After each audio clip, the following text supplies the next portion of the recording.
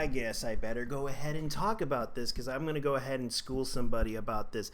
When they said about fuck Kiss Animation and the pirates who support them, sign up for Funimation or Crunchyroll subscription and support the thing you love so damn much, instead stealing from creators. If you actively stealing from the anime creators, you're not a fan, you're a scumbag. Yeah, that's kind of cool. For those who don't know, Kiss Anime is shut down due to the fact that Japan decided to go to war again. This is not the first time it happened. I recall that they had to go shut down and DMCA animes back in 2008, 2009 when they decided to go to war again over piracy. This is nothing new. Now, I had to point out something to Christopher Wellcamp, who's a voice actor, by the way, who did Ruby, A Hero Academia, Clover, Kakugawa Jr., Borderlands 3, con appearance, email, blah, blah, blah, you know. Now, keep this in mind. This guy basically does not know the origin of Crunchyroll. When I had to say to people saying, by the way, Crunchyroll started out as a fan sub website showing pirate anime. And you might as well tell the original Crunchyroll users that they were scum as well, Chris. Keep this in mind. I want to go ahead and go down in the history of Crunchyroll, because a lot of people don't seem to understand. This is the original, Crunchyroll board website, as you can see. This is like their 2006, 2007 website. It started out, showing illegal stuff. Like they had like 3IX, like old animes and such. And I remember they had like Line Barrel. They streamed Line Barrel. They streamed Macross. I think it was Macross 2012 Flash. I thought it was a really good music video anime. And there was also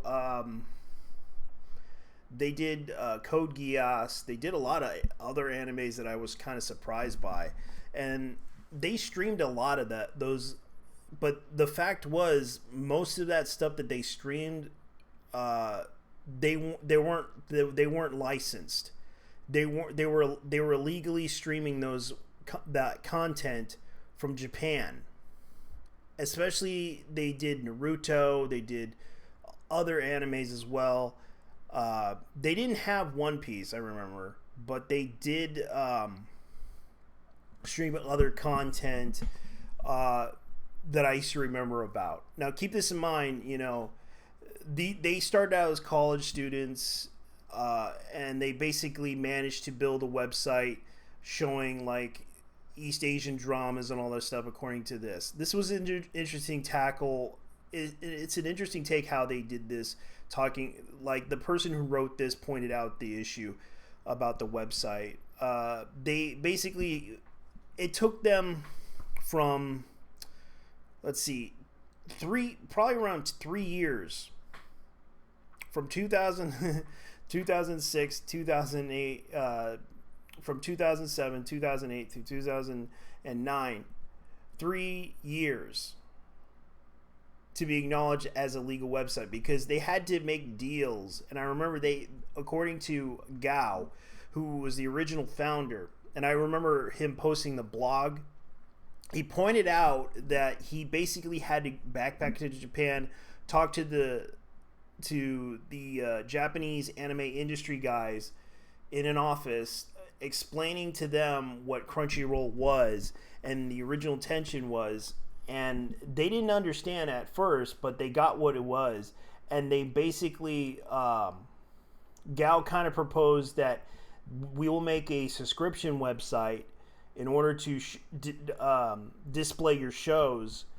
And you can get half of that profit and it goes to you. And they made that deal.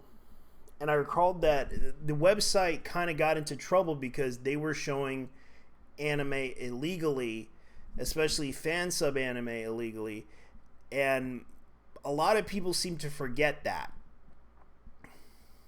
And it started getting a lot of people and a lot of paid subscription. It slowly became popular. It slowly became very broad until it made about millions of subscriptions. And I was kind of surprised by this. And they managed to pay the Japanese industry a lump sum of money. Not a lot, but some. And I was kind of surprised by this because a lot of people don't seem to understand the origin of it. Like, even the Crunchyroll logos and everything, and even this website even acknowledges it. In May 2008, Crunchyroll launched a streaming website primarily showcasing Japanese animation. Crunchyroll was originally an illegal streaming website. And yes, it is true. They were illegally showing unlicensed anime. And keep this in mind, that's how a lot of, anime websites started out. And a lot of people don't seem to realize that they showed pirated anime on Crunchyroll until they decided to remove all that unlicensed content and replace it with content that Funimation and other companies tell them to put on there, and of course try to stream it on there and make money off of it. And of course, you have to understand, this is the type of attitude that some of these, people are unaware about, trying to put you down, telling you that you're scum, and telling you that, and obviously this person has no clue what Crunchyroll was. Obviously he had no clue what it was or even been aware of this, because anyone in the anime community could tell you about this. And it's sad that some people don't know the history of Crunchyroll and they think they know better than anyone else in the community. And I actually know, because I'm actually a user of Crunchyroll, and I actually still sometimes use Crunchyroll whenever I feel like it. So anyways, guys, leave your thoughts down below and tell me what you guys think of this, because I have to go. Bye-bye. Because this is really sad.